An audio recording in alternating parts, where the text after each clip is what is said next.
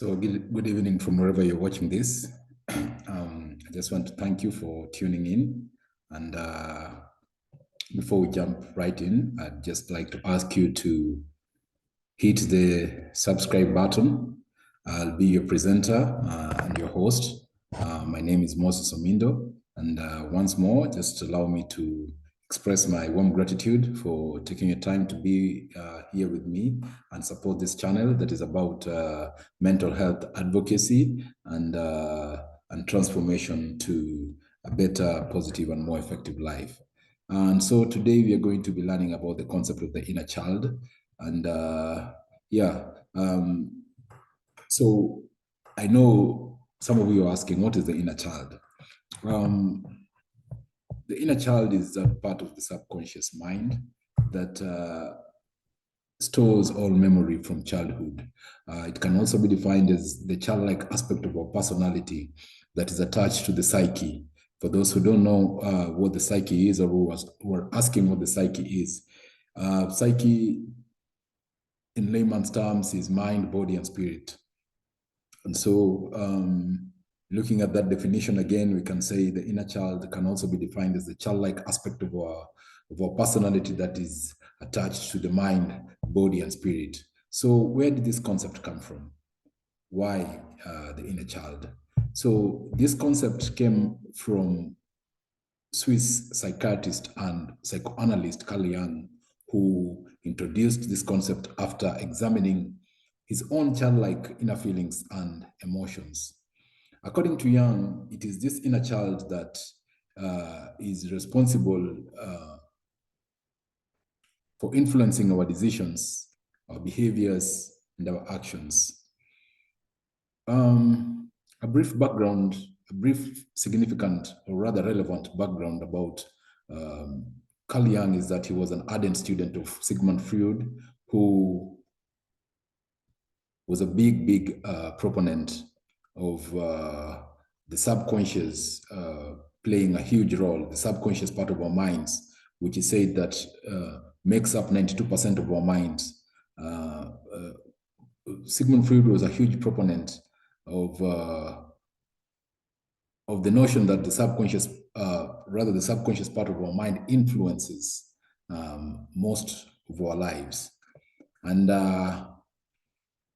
it is rather it's Sigmund Freud who proposed that our lives are shaped by the first 18 years of our lives through some of the experiences that we've had, some of the fixation and addictions and our approach towards life is pretty much influenced by those first 18 years of our lives, from 0 to 18 years. And so I think this is just from me that Jung was coming from this perspective. He was coming from this angle, and as I said, that it is my opinion, and you're free to either support or dispute through the comment section, where we can have a healthy debate about this. That Jung was just building on to what Sigmund Freud had floated earlier. And so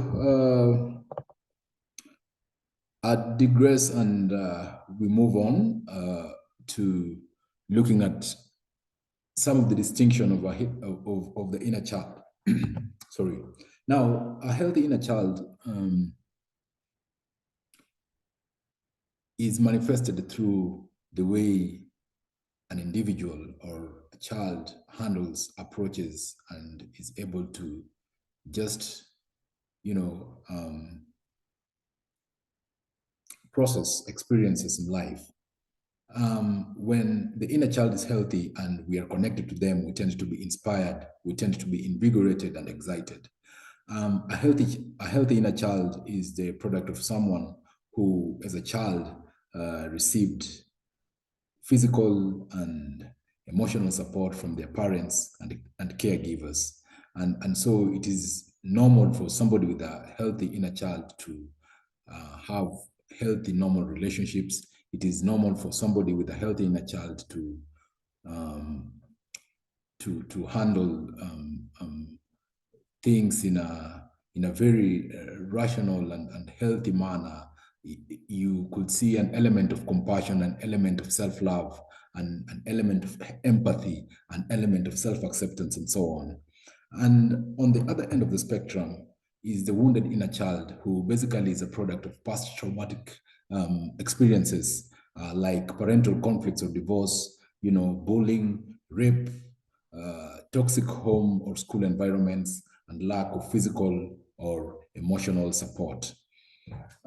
So what are the signs of a wounded inner child? A wounded inner child in an individual could manifest through behaviors such as people-pleasing, abandonment issues, insecure attachments, a need for control, lack of boundaries and lack of self-belief, lack of self-confidence, and overthinking, and so on. And so in another video, I'll just be breaking down some of these, manifestations and characteristics of somebody who shows signs of a wounded inner child. So an individual who expresses mannerisms and behaviors of a wounded inner child will most likely struggle to cope with life and the stresses of life. And this could likely manifest in form of failed or dysfunctional relationships, poor self-management, self-sabotage on important issues, and misdirected aggression. So somebody with a wounded inner child would just display the signs of, a pattern of toxicity, a pattern of dysfunctional behavior, and dysfunctional relationships, and so on. And so at this point, I know some of you are asking, what are some of the ways in which I can, resolve to heal the wounded inner child? And from my point of view is, I think one of the most effective ways to do this is by talking to someone. And by someone, I would highly, highly recommend a professional who would help the individual to process the past traumatic experiences in an effort to heal and adopt healthy ways of coping with their situation.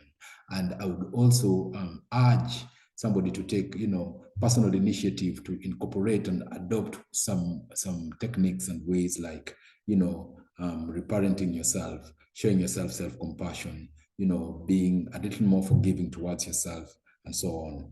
And so at this point, we are coming to the end of this presentation. I thank you all for staying with me. And as I promised, in another segment, I'll break down some of these signs and characteristics and some of the ways to heal the wounded inner child. Thank you all for staying with me, and I'm hoping to catch you on the next one. Bye.